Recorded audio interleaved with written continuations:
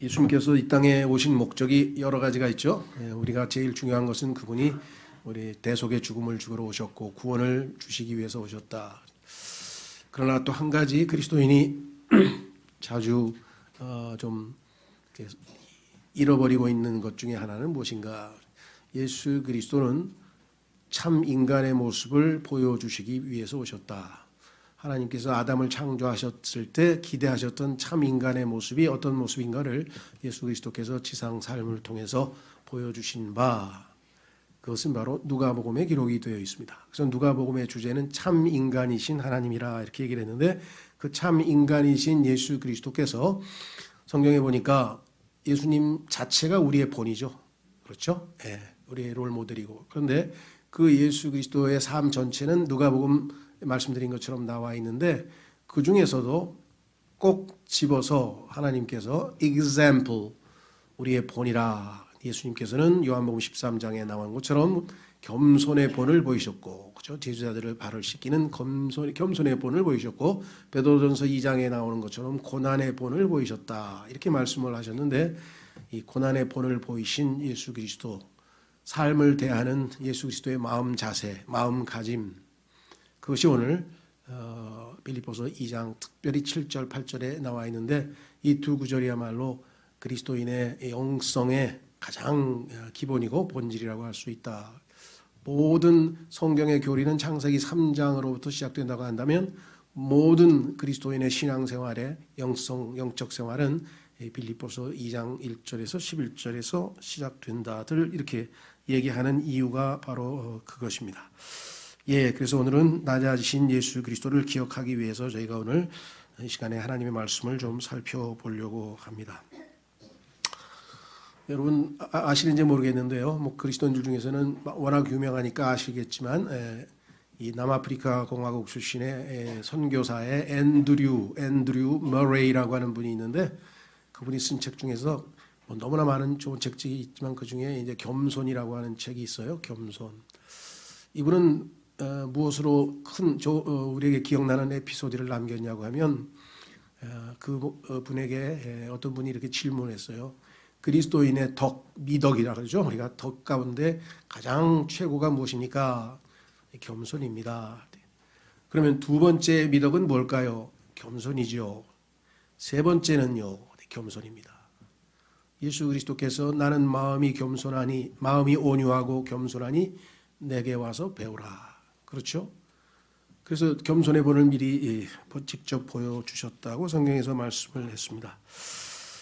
안타까운 것은 우리가 성경에 경고하고 있듯이 고린도전서 8장 1절 말씀대로 지식은 우쭐되게 한다.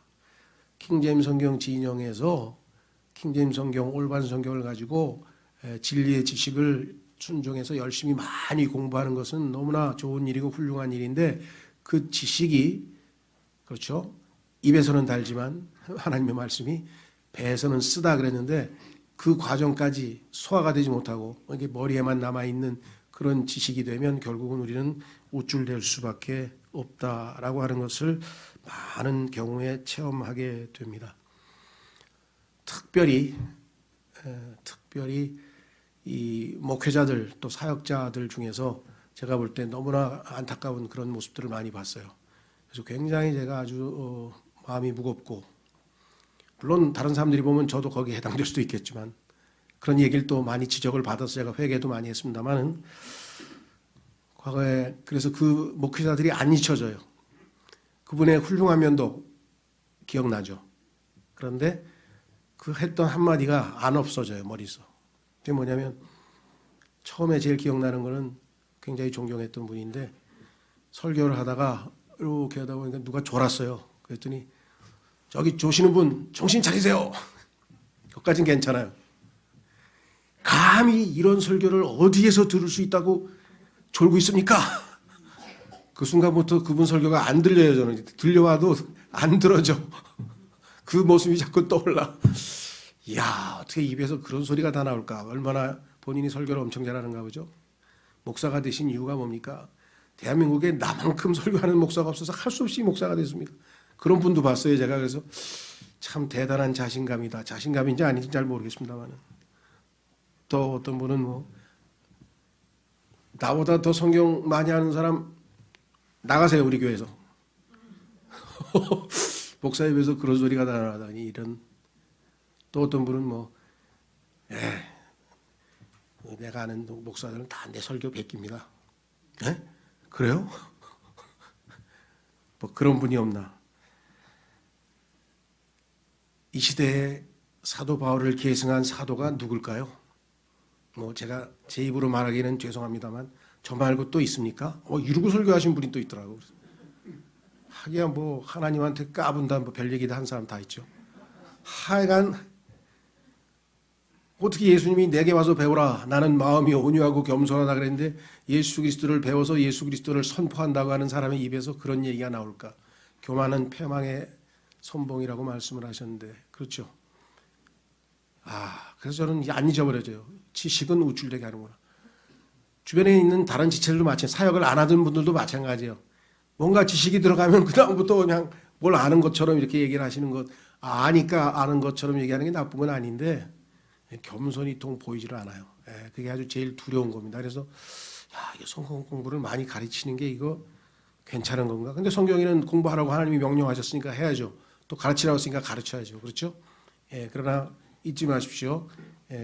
성경을 배우는 목적은 예수 그리스도처럼 되기 위해서, 예수 그리스도를 조금이라도 더 닮아가기 위해서 우리가 성경을 배우는 것이지 지식을 많이 집어넣어 가지고 가르치려고. 한 번은 어떤 학생회, 그러니까 대학생 선교단체의 무슨 뭐 리더인가 봐요. 저를 딱 보더니 성경 몇 번 읽었어요? 기독교 강요 읽었어요? 그래서 아이고, 이게 그리스도인의 리더들, 지도자들이 보이는 모습이니까 세상 사람들이 참 기독교를 이렇게 좋게 평가하기는 어렵겠다 이런 생각이 좀 드네요. 어쨌거나 오늘 우리는 그래서 낮아지신 예수 그리스도를 더욱더 기억해야 될 것 같습니다. 제가 이렇게 썼습니다. 그리스도인의 영성이란 말은 요즘 많이 쓰니까 spirituality, 영적인 여러 가지의 모습들이 있어서 중심이 되는 구절이 바로 오늘 본문 말씀입니다. 주님께서 우리에게 주신 생각은 다음에 7단계로 낮아지신 주님을 통해 확인해 볼 수 있습니다. 위로 하나님께만이 아니라 옆에 있는 사람들에게도 이 마음 자세로 대할 때 우리는 주님께 영광을 돌릴 수 있습니다. 예수님은 창조주시여 전능하신 하나님이시지만 자신을 낮추시고 죄인들을 섬기셨습니다. 예수님 말씀하시죠. 나는 섬김을 받으러 온 것이 아니라 섬기러 왔다. 이렇게 말씀을 하셨죠. 자, 여기에 이제 생각이라고 하는 단어 옆에 제가 마인드라고 하는 단어를 하나 써놨는데요. 우리 교회에서는 여러 번 벌써 말씀드렸습니다만 이 마인드라고 하는 단어가 나오면 문맥에 따라서 상당히 번역이 다양합니다. 마음이라고 번역을 했다가 생각이라고 번역했다가 막 이렇게 해서 왔다 갔다 주로 두 가지로 많이 왔다 갔다 하는데요. 그게 쉽지가 않아요. 근데 어떤 경우는 보면은 마음이나 생각보다는 마음 자세, 태도, 마음가짐 그렇게 쓰이는 뉘앙스가 있을 때가 또 있어요. 그래서 어쩔 수 없이 킹제임스 성경 모르겠어요. 시중에 판매는 안 되는 것 같은데요. 하여간 출간 때 나온 성경 중에 하나 보니까 과감하게 아주 이 소위 말하면 영어의 한글화해서 마인드라고 한글로 써놨더라고. 예수 그리스도의 마인드를 가져라. 고민하다 답을 내기가 어렵잖아요. 그죠? 우리도 요즘 보면 나 자동차 정비소라고 써 있는데 거의 못 봤어요. 다 카센터. 그렇게 한 거예요, 이 사람은. 그러니까 마인드를 쓰자 이게. 왜? 두 번째, 와인도 마찬가지예요. 와인. 포도주냐, 포도즙이냐. 이 문맥에서 포도주를 얘기하냐, 포도즙을 얘기하냐. 성경에 보면 올드 와인은 포도주고 포도즙은 소위 말하면 뉴 와인인데 그걸 와인만 뜩 나오면 이게 어떻게 번역을 해? 이번에 새로 나온 근본역은 보니까 포도 음료라고 전체를 통일해 버렸더라고. 포도 음료. 고민 끝에 한 것이라고 생각해. 어려워요. 그래서 번역은 상당히 쉽지가 않아서 뭐 번역을 시비 걸려는 게 아니라 그런 게 어쩔 수 없이 하나님께서는 영어 킹제임스 성경을 기준으로 주셨다. 레퍼런스 기준으로 삼으면 돼요. 그렇죠? 자, 그래서 그분은 와인도 전부 와인이라고 해버렸어요. 우리 와인이라 그러지 포도주 그러잖아요. 와인 한잔 하자 그러지. 야, 우리 포도주 한잔 하자 그런 사람 없잖아요. 요즘. 점점 와인이 우리말이 되는 거죠. 영어도 밥티스마의 베프티즘이란 말이 원래 헬라어였지만 영어가 돼버렸잖아요. 베프티즘이라는 말 쓰잖아요, 영어에서. 그렇죠? 그래서 그런 것들을 좀 염두에 두시고. 자, 하여간 오늘 뭐 그런 얘기 하려는 아니고. 첫째는 7절, 8절이 핵심입니다. 자, 7절로 가겠습니다. 6절부터 예수님의 신성을 가진 예수님의 모습과 대조를 합니다.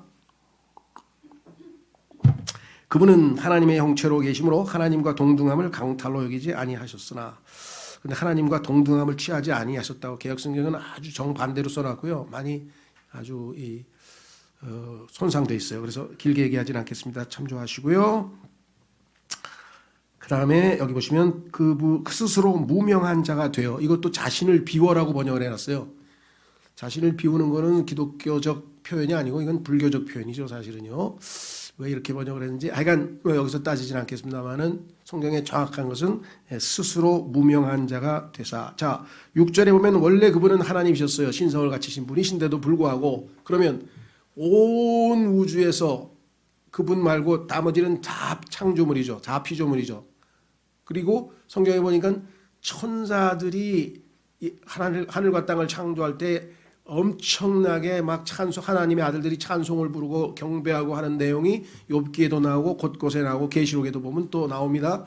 그러면 온 우주에서 가장 유명한 분일 거 아니에요. 그렇죠? 지구상에는 모르겠습니다만 온 우주 전체에서는 영적인 모든 존재를 포함해서 가장 유명하신 분이 예수 그리스도신데, 그분은 이 지구라고 하는 이 땅에 내려오실 때에는 스스로 자발적으로 무명한 자가 되셨다. 광고하고 홍보하고 뭐 막 알리고, 이제 지금부터 예수 그리스도께서 베들레헴이라고 하는 작은 마을에서 태어나신다, 모여들어라, 뭐 이런 거 안 했어요. 아무에게도 알리지 아니하고 그분은 스스로 무명한 자가 되셨다.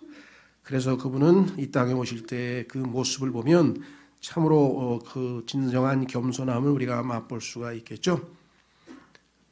말구유에서 태어나시고 또 집안이 가난하셨죠. 그래서 마리아가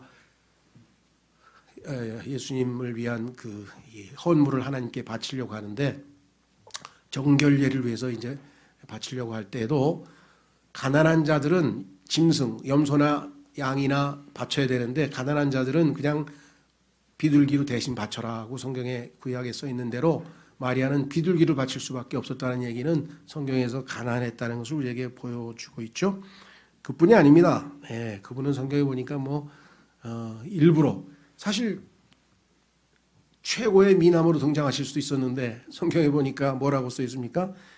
그분은 외모도, 그렇죠, 아름다움도 없고 또 이 우아함도 없고 보시기에 참으로 초라하기에 그지없는, 그래서 사람들이 예수 그리스도를 보고 너는 50도 아직 안 된 것 같은데 왜 그렇게 하면서 30살 남짓의 예수님을 볼 때 얼핏 보니까 한 50쯤 되어 보였다. 그때부터 사람들이 저보고 나이보다 괜히 많이 늙으신 것 같으네요. 그러면 기분이 좋아져요. 예수님 좀 닮았나 보다. 좀 뭐 잘생기신 편은 아니네요. 이것도 감사합니다. 예수님도 그랬다 그러시네요, 성경에.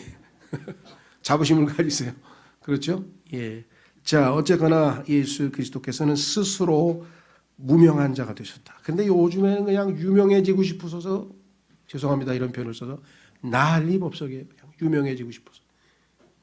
그래가지고 뭐 사진을 찍어가지고 막 셀카를 올리고 그냥 뭐 SNS에다가 올리고 막 그다음에 또 막 유튜브를 하고 막 그래가지고 뭐 인플루언서가 됐니, 뭐 팔로워가 몇 명이니, 뭐 가지고 누가 더 유명하냐고 싸움 경쟁하고, 야, 하여간 이상한 시대에 우리가 살고 있어요. 나를 높이는 시대, 이거 아주 굉장히 위험한 시대입니다. 디모데후서 3장에 보면은 이 위험한 시대, 개역성경이 이거 어려운 때 좀 표현이 약해요. 성경에는 분명하게 위험한 때가 온다 그랬는데 perilous times, 그때의 특징이 뭐냐? 사람들이 첫 번째가 뭡니까? 자기를 사랑하는 거예요. 자기애. 요즘에 보니까 리플렉스란 말 들어보셨나요? 자기를 스스로 자랑하는 게 미덕이 됐어. 창피하고 부끄러운 일이 아니고 미덕이 된 이상한 시대에 우리가 살고 있어요. 그래서 하나님께서는 너희는 위험한 시대에 살고 있다. 굉장히 위험한 징조죠. 자기를 사랑한다. 물론 맨 끝에 가니까 사람이 하나님보다 뭘 더 사랑한다 그랬습니까? 쾌락을. 사람들이 하나님보다 쾌락을 더 사랑해요. 그래서 하지만 요즘에는 쾌락을, 즐거움을, 재미를, 그것도 성경에서 얘기하는 고급 퀄리티의 하나님의 즐거움 그런 게 아니라 즐거움, 재미, 뭐 예능 대세야. 그래가지고 뭐 유명한 배우고 뭐 운동선수고 뭐 이제 성악가고 뭐 상당히 그래도 고급 문화에 종사하던 사람도 요즘엔 다 그냥 예능에 나와서 그냥 깔깔대고 뭐 장기를 자랑해가지고 막 유명해져야 돼. 그렇죠? 예, 참 예수 그리스도와는 정반대의 길을 가고 있는 이 세상 풍조, 이 세상의 영이라고 성경에서는 말씀하고 있습니다. 두 번째, 예수님은 종의 형체를 취하셨습니다. 종, 하나님의 형체로 계신 분이 종의 형체를 취했으니 하나님은 온 우주의 뭐야? Lord of Lords, 주들의 주. 온 우주의 주인이세요, 그분이. 주인장, 모든 온 세상에서 최고 주인이신데 종의 형체로 이 땅에 오셨다. 종의 형체로 이 땅에 오신 예수 그리스도를 그리고 있는 책은 마가복음입니다. 예수 그리스도에 대해서 하나님께서는 4가지 복음을 주셨는데요, 입체적으로. 그런데 그 중에 하나가 마가복음이다. 마가복음은 아시다시피 16장으로 아주 짧게 되어 있습니다. 왜? 종에 대해서 길게 써야 될 얘기가 없겠죠. 왜 그러냐? 종은 성경 어디에서와 달리 예수님은 마가복음에서는 별 말씀이 없으셨어요. 아주 제일 적어요, 말씀이. 그리고 내용이 뭐예요? 주로 행동이에요. 그 행동도 어떤 행동이냐? Immediately, straightway, 즉시로라고 하는 단어가 마가복음에서 계속 반복돼요. 왜? 한 명령만 내리면 즉시로 행동하는 거예요. 즉시로 행동하는 거예요. 그리고 족보도 안 나와요. 무슨 종이 족보가 뭐 필요해요? 족보 안 나오는 거. 족보도 필요 없죠? 예. 그래서 정말 이 마가복음은 예수 그리스도께서 종으로서 오신 모습을 우리에게 잘 보여주고 있다. 이렇게 우리는 잘 이미 배운 적 얼마 전에 마가복음 강해를 했었습니다. 예수님 말씀에 나는 섬김을 받으러 온 것이 아니라 섬기러 왔다라고 분명하게 말씀을 했습니다. 그래서 그리스도인으로서의 성장이 됐는가, 어떤 형제가 성장이 됐는가 안 됐는가, 그것은 바로 다른 사람을 섬기고 있는가 섬기고 있지 않는가 했습니다. 그게 꼭 교회에서의 봉사나 이것뿐만 아니라 어딜 가든지, 직장에 있든지 가정에 있든지 친구들 사이든지 어딜 가든지 섬김을 받는 존재로 있는가 섬기는 존재로 있는가에 따라 영적 성장이 결정이 되어 있죠. 그래서 에베소서 4장에 하나님께서 주님의 몸된 교회의 목사 겸 교사를 주신 바 그들로 하여금 하나님의 말씀을 잘 가르쳐서 그들을 성장시켜서 이제는 섬김을 받는 자에서 섬기는 자로 완전하게 세우려 하려 함이라. 성경 공부하는 이유가 섬기는 자가 되기 위해서, 섬김을 받는 자에서, 그렇게 성경은 우리에게 말씀을 하셨죠. 세 번째로 가시면 사람들의 모습이 되셨다 그랬습니다.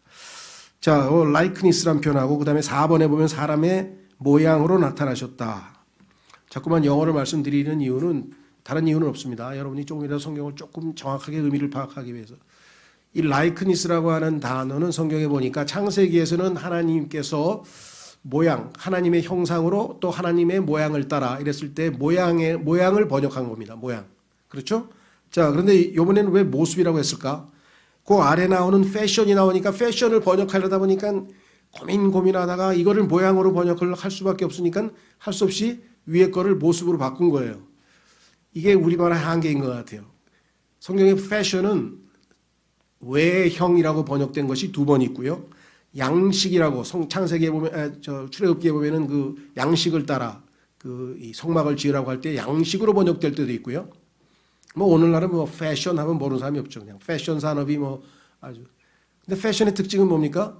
내면을 아름답게 하는 게 아니라 외면, 바깥에 외형. 그래서 저는 차라리 외형이라고 하면 어떨까? 하여간 뭐 답을 제시하려고 하는 건 아닌데 이 단어가 라이크니스가 모양으로 했다가 모습으로 했다가 뭐 이렇게 여러 가지로 막 왔다 갔다 하다 보니까 성경을 성경으로 찾아서 비교하면서 공부를 해야 되는데 우리말 성경에는 한계가 있더라. 그래서 할 수 없이 그런 중요한 미묘한 뉘앙스가 있는 부분은 여러분들에게 알려드릴 수밖에 없다. 저 혼자만 가지고 아는 건 아니잖아요. 배운 거잖아요. 그렇죠?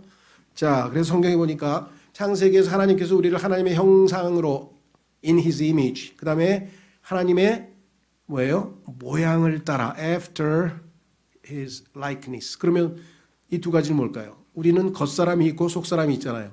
우리의 겉사람, 외형은 예수님이 우리처럼 인간으로 오셨잖아요. 딱 보면 예수라는 이름을 가진 한 인간으로 보이잖아요. 그렇죠?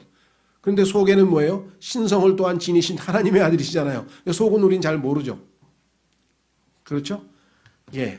오늘 우리도 마찬가지입니다. 세상 사람들이 나를 봤어요. 나를 보면 외형이 뭐예요? 김영균이라는 인간을 보는 거예요. 그런데 내 안에 계신 하나님의 아들 예수님은 안 보이죠. 사실은 나는 하나님의 아들인데 나 아무도 안 알아줘 나는. 그렇죠? 예. 아직 예수님이 내 안에서 표현이 되질 않았으니까. 예수님이 오시면 우리가 그분과 같이 된다고 했을 때, 그렇죠? 자, 그래서 성경에 보면은 이런 외형적인 모습이 있고 예수님이 성품, 인간의 성적, 인지상정이라 그러죠. 인간이면 가지는 슬프면 눈물을 흘리시고 기쁘면 기뻐하시고 배고프면 잡수셔야 되고 그렇죠. 아프면 괴로워하시고 그렇죠. 부모님이 예를 들면 자기를 이해해주지 못하면 괴로워하시고 이런 모든 것들이 인지상정 인간으로 느낄 수 있는 그런 감정들을 지니고 계셨다라고 했습니다. 그래서 히브리서 4장에 보면은 인간의 연약함의 감정을 몸소 느끼지 못하시는 분이 아니다. 그분이 우리의 대제사장이시다. 그래서 여러분이 아무리 이 느낌은 이 마음은 내 심정을 누가 알겠어. 예, 그 말은 맞아요. 이 세상에 있는 사람은 아무도 못 알아줄 수 있지만 예수 그리스도 그분이 정확하게 그걸 알고 계신다고 성경에 말씀을 했습니다. 그리고 위안을 얻는 거예요. 그리스도인의 위로는 아무도 나를 이해 못하거나 내 마음을 몰라줘도 예수 그리스도 그분은 알고 계시기 때문에 크게 우리가 위로를 받을 수 있죠. 그래서 그분이 우리를 대제사장으로서 언제든지 은혜의 왕좌 앞에 나와서 주시는 도시는 우리를 은혜를 제공해 주시는 은혜를 항상 얻으라고 우리에게 은혜의 왕자로 초청하고 계신 것이 히브리서 4장에 나와 있습니다. 자, 그래서 우리는 그분은 인간처럼 느끼고 또 나약하고 이런 모든 모습을 지녔어요. 배고프실 때 배고프셨고 목마를 때 물 좀 달라고 말씀하셨고 피곤해서 지쳐서 쉬시는 장면도 주무시는 장면도 나오죠. 그뿐만 아니라 그분은 겉으로 보면은 딱 보면 인간이시구나 하고 인간의 외형을 가지셨습니다. 예를 들면 눈도 하나 아니고 둘, 눈도 둘, 귀도 둘, 또 머리는 하나 뭐 등등등 딱 보면 사람이지 다른 모습으로 이상하게 생기시진 않으셨다라고 하는 것이죠. 그 중에서 특히나 성경에 보면 이건 한번 찾아보겠습니다. 로마서 3장으로 가보시면요. 오늘은 시간이 길어질 것 같아서 제가 성경 구절 하나도 안 써놨어요. 로마서 3장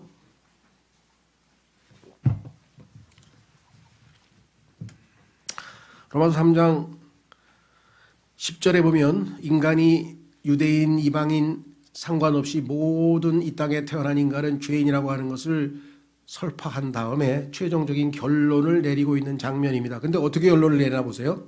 하나님께서 인간이 죄인이라고 하는 사실을 결론을 내릴 때 어떤 방식으로 결론을 내리는지 주목해 보시기 바랍니다. 10절에 이것은 기록된 바 의로운 자는 없나니 단 한 사람도 없으며 하나님의 결론이에요. 이 땅에는 의로운 자가 단 한 사람도 없다. 깨닫는 자도 없고 하나님을 찾는 자도 없으며 그들이 다 길에서 벗어나 함께 무익하게 되고 선을 행하는 자가 없나니 단 한 사람도 없도다. 하나님의 기준에서 봤을 때입니다. 인간적으로 착한 사람도 많고 똑똑하고 의로운 사람도 있지만 하나님의 절대적인 기준에서 우리는 판단해야 되겠죠. 자, 그 다음에 보세요. 인간의 모습, 인간의 외형에 대해서 뭐라고 말씀하시는가? 첫째, 목구멍은 열린 돌무덤이라. 어떻게 해서 열린 돌무덤? 인간의 여기 목구멍이 열린 돌무덤? 그때 어떤 분이 당연하죠. 다 음식 먹을 때 씹어서 다 죽여가지고 집어넣지 뭐. 그럼 그때 옆에 있던 사람이 그럼 산낙지도 마지막 순간에는 무덤 죽지. 그렇게 농담을 했다 그러는데 하여간 하나님께서 우리 속에 있는 우리 속을 마음속을 얼마나 더러운지 무덤에다 비유했어요. 회칠한 무덤이라 그랬죠. 회칠한 무덤. 너희 마음속에 마가복음에 보면은 7장에 13가지가 들어있다 그래서요. 뭔지는 집에 가서 한번 찾아보세요. 13가지. 내 마음속에 들어있는 13가지. 그래서 하나님께서는 이 세상 그 무엇보다도 사람의 마음이 더럽다고 이사야서 64장에 말씀하셨죠. 그들이 자기 혀로 속임수를 쓰나니 인간이 짓는 죄의 90%는 다 혀로 짓는 죄입니다. 그래서 왜 그러냐. 혀는 이 세상에 있는 모든 것은 길들일 수 있으나 혀는 길들일 수 없느니라 라고 분명히 야고보서 3장에 말씀하시죠. 혀로 속임수를 쓰나니 그들의 입술 밑에는 독사의 독이 있고, 그래가지고 가끔가다 이 도끼를 품으면요 사람이 상처를 입고 그냥 뭐 자살하는 사람들, 그 댓글 독하게 써가지고 그 댓글 못 견뎌가지고 자살하는 사람들, 마음이 연약한 사람도 우리 주변에 많죠. 그들의 입은 저주와 쓴 것으로 가득하며, 요즘에는 또 아주 무슨 드라마에서 이렇게 막 욕을 극단적으로 하는 막 이런 것들이 많이 나오더라고요. 예전에 나온 뭐 펜트하우스인가 이런 데도 보면 욕을 그냥 막, 근데 저런 거 드라마에서 해도 되나? 뉴스에서는 XX 이렇게 치고 막 뭐 이렇게 가리고 막 그러더니, 뭐 어마어마하게 막 노골적으로 저주와 쓴 것으로 가득하며 그들의 발은 피 흘리는 데 빠름으로. 요즘에는 왜 이렇게 뒤를 쫓아다니면서 사람을 죽이는지 모르겠어요. 어저께도 보니까 무슨 자동차에 막 여자를 납치해가지고 막, 자, 파멸과 고통이 그들의 길에 있어 그들이 화평의 길을 알지 못하였고 그들의 눈앞에는 하나님을 두려움이 없느니라 함과 같으니라. 이 땅에 하나님을 두려워함이 없는 것이 인간의 죄의 최종 결론입니다. 보니까 눈, 이, 혀, 뭐 온갖, 자, 성경에 보니까 하나님께서 눈에는 눈, 이에는 이 그렇게 하라고 구약에서 하나님께서 말씀하셨죠. 그랬더니 야 너무 지독하다. 뭐 사랑으로 봐주지 않고 뭐 눈에는 눈, 이에는 이 이거 너무 심한 거 아닙니까? 아니죠. 인간은 눈에는 두 눈, 이에는 뭐예요?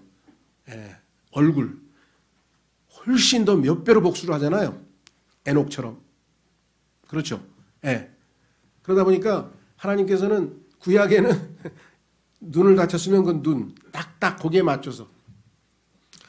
이 땅에 우리가 눈으로 지은 죄, 입으로 지은 죄, 혀로 지은 죄, 목구멍으로 지은 죄, 발로 지은 죄, 뭐 온갖 도구를 동원해서 우리가 다 지은 모든 죄들에 대해서 예수님께서 책임을 지신 바 모든 죄들이, 인간의 모든 지은 죄들이 다 예수님의 몸이 상하실 때 이러한 모든 지체 하나하나가 다 상하셨고 그것이 우리의 죄값을 치르는 모습이었. 그분은 우리들의 죄들을 대속하시려면 우리와 똑같은 외형으로, 우리와 똑같은 모습으로 이 땅에 오실 수밖에 없었다라는 것을 우리에게 말씀해 주고 있죠. 다섯 번째, 자기를 낮추셨습니다. 그렇습니다.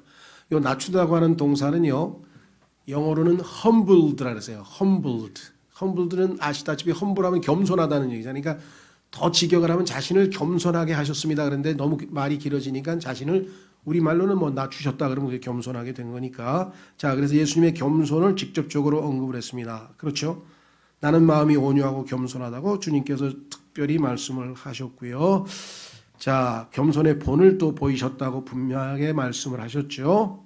요한복음 13장에서 예수 그리스도의 겸손에 대해서는 우리가 정말 평생을 두고 너희는 내게 와서 배우라 그랬잖아요. 왜? 우리는 겸손할 줄 몰라요. 그렇기 때문에 예수 그리스도를 본으로 삼고 항상 배울 수밖에 없는 것을 우리가 고백하지 않을 수가 없습니다. 그렇죠? 그래서 우리는 예수 그리스도께서는 자기를 낮추셨다. 즉 겸손하게 하셨다라고 분명하게 말씀을 했습니다. 자, 그 다음에 여섯 번째, 예수 그리스도께서 자신을 낮추셨는데 그것 중에 그 다음 마지막 여섯째, 일곱 번째 상황은 죽기까지 순종하신 것입니다. 자, 성경에 보니까 예수 그리스도께서 처음부터 끝까지 평생을 하나님의 말씀에 순종하는 삶을 사셨는데 그분은 죽기까지 순종하셨다라고 성경에 분명하게 말씀을 했고요. 그런데 그 죽음이 어떤 종류의 죽음이었느냐? 성경에 보니까 이 죽음은 십자가의 고통과 수치를 동반한 저주의 죽음이었다. 십자가의 죽음이라 그랬는데, 십자가, 우리는 십자가를 생각할 때 예수 그리스도께서 나를 대신해서 당하신 고통에 대해서 애통해하고 정말 고마워 감사해하고, 야, 내가 저렇게 당해야 될 고통을 예수님께서 대신 당하셨구나. 그래서 많은 분들이 참 감사의 눈물도 흘리고 고마워하고 그렇습니다. 그래서 예수님의 십자가의 죽음에 대해서 설교하다 보면은 이모셔널한 분들은 뭐 눈물이 줄줄줄 흘려요. 물론 성령의 감동을 받아서도 하시고요. 또 특별히 감성이 있는 분이 있잖아요. 그렇죠? 그래서 정말 그 십자가가 포함하고 있는 그 고통의 내용은 뭐 어떤 분은 의사들이 그 십자가의 고통에 관해서 쫙 해가지고 장문에 써놓은 걸 보면은 이건 뭐 인간으로서는 정말 견디기 어려울 정도의 고통인데요. 이미 그 전에 막 뒤 등짝을 갈기로 긁히시고 뭐 어마어마하게 고난을 당했기 때문에 이 십자가의 고난에 대해서는 뭐 제가 여기서 더 이상 뭐 설명을 할 수가 없네요. 겪어보지도 못했고요. 그렇죠? 예. 자, 그런데 여기 순종을 주님께서 십자가의 죽으심까지 했을 때 그 전에 이 땅에서의 예수님의 순종 중에 바로 죽음 직전에 죽기까지 한 그 순종은 뭐 중요하니까 한번 확인을 해보고 넘어가 보죠. 히브리서 5장에 가면 이렇게 써 있네요. 히브리서 5장.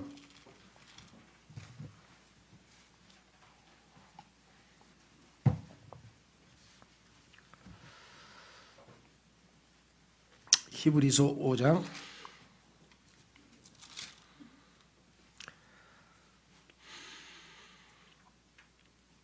7절부터 보겠습니다. 히브리서 5장 7절 8절. 그분께서는 친히 육체로 거하던 때에 이 지상에서의 삶을 얘기하시죠. 자기를 사망으로부터 능히 구원하실 분에게 강렬한 부르짖음과 눈물로 기도와 간구를 드리셨고 또 친히 두려워하셨으므로 하나님께서 들으셨느니라. 그분께서 아들이실지라도 하나님의 아들이시지만 친히 고난을 받으신 일들로 말미암아 순종하기를 배우사 완전하게 되셨으므로 자기에게 순종하는 모든 사람에게 영원한 구원의 창시자가 되시고. 자, 예수님께서 친히 고난을 받으신 일은 우리가 뭐 기록상 사복음서에서 다 배워서 알고 있고요. 그것이 순종을 배우시는 단계였구나. 예수님께서 순종을 배우셨다. 분명히 얘기했습니다. 완전하게 되셨다. 여기서 이제 문제가 하면서 예수님은 원래부터 완전하신 분인데, 그렇죠?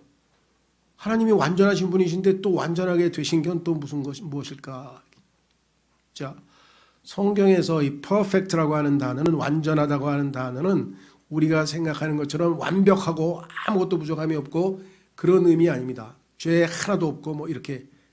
성경에서 완전하다고 하는 것은 완성이 됐다는, complete, 모자람 없이 완성되었다고 하는 뜻인데, 그럼 하나님께 뭐가 모자라는가? 하나님께서 딱 한 가지가 모자란 게 있었어요. 그게 뭔가요? 그것은 인간이 되시는 거예요. 하나님은 알고 계시죠? 인간이 왜 자신이 창조했으니까. 그러나 인간이 되어보신 경험은 없으시죠? 그렇죠? 그래서 인간이 느끼는 슬픔, 배신감, 괴로움, 아픔, 고통 모든 걸 다 아세요. 전지전능하시니까. 그러나 직접 체험하시지는 않았어요. 그렇죠? 자, 어떤 사람이 암 전문가야, 의사인데 암에 대해서는 그냥 모든 걸 다 알아. 근데 옆에 있는 사람은 암에 걸려서 지금 암의 고통을 당하고 있어. 이 사람이 암을 알고 있는 거하고 이 사람이 암을 알고 있는 거는 다른 거죠. 암 전문가는 다 알지만 직접 체험을 안 했으니까 어떤 의미에서는 모르는 거죠. 그렇죠? 하나님은 암 전문가로서 모든 걸 다 아시지만 직접 암을 알아보신 적은 없잖아요. 그래서 예수님은 뭐예요? 인간을 구속하기 위해서, 인간을 구원하기 위해서는 완전히 인간이 되셔야 돼서 그분은 인간으로 이 땅에 오셨습니다. 그렇죠? 예. 그리고 모든 것을 다 경험했어요. 자, 한번 2장으로 가보겠습니다. 히브리서 2장. 히브리서 2장 18절. 히브리서 2장 18절. 그분께서 친히 시험을 받아 고난을 당하셨은즉 시험 받는 자들을 능히 구조하실 수 있느니라. 인간이 당할 수 있는 모든 시험을 다 받으셨고요. 4장. 히브리서 4장으로 가시면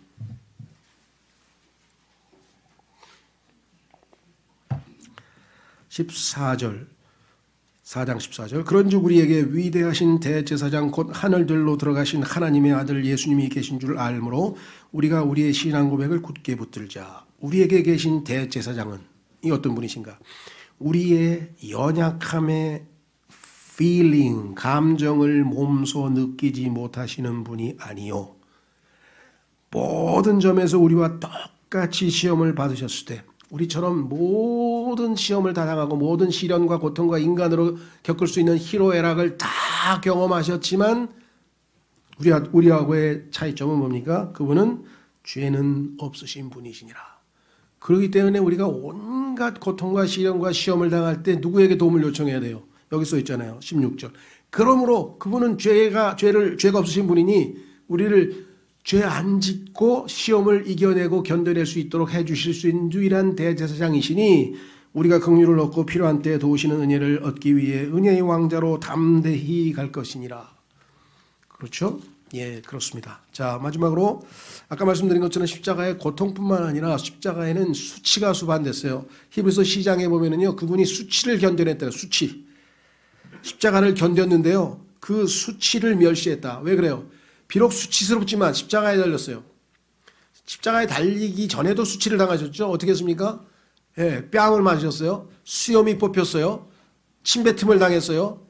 그리고 막 온갖 욕으로 조롱했어요.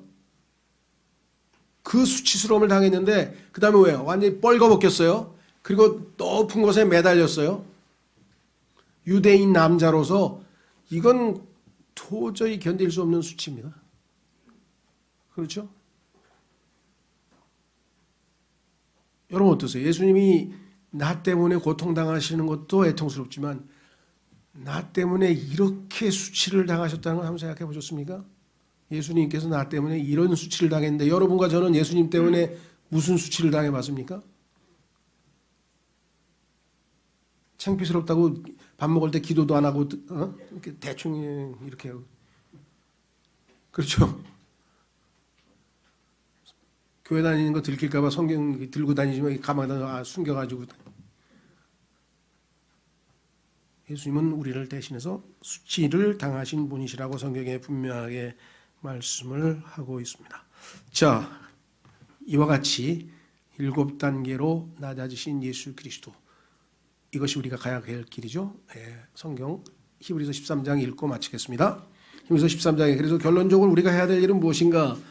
오늘은 물론 우리가 이 주님을 기억하기 위해서 주의 만찬을 하는 것이고요. 그러나 설교로서의 결론은 무엇인가? 13장에 보시면 12절, 히브리서 13장 12절. 그러므로 예수님께서도 친히 자신의 피로 백성을 거룩히 구별하시려고 성문 밖에서 고난을 당하셨느니라. 예수님은 이 세상에서 주류가 아니었어요. 인싸도 아니었고요. 항상 바깥에 주변에 마이너리티. 그렇죠? 그런즉 우리가 그분의 치욕을 짊어지고 진영 밖에 계신 그분께로 나아가자. 이 세상에서 유명해질 이유도 없고요. 우리는 종으로서 이 땅에서 주님을 섬기면서 살아가는 것이 주님이 우리에게 기대하시고 따라오라고 부르시는 그 삶입니다. 오늘 이 시간 우리는 이 시간 낮아지신 주님을 기억하겠습니다.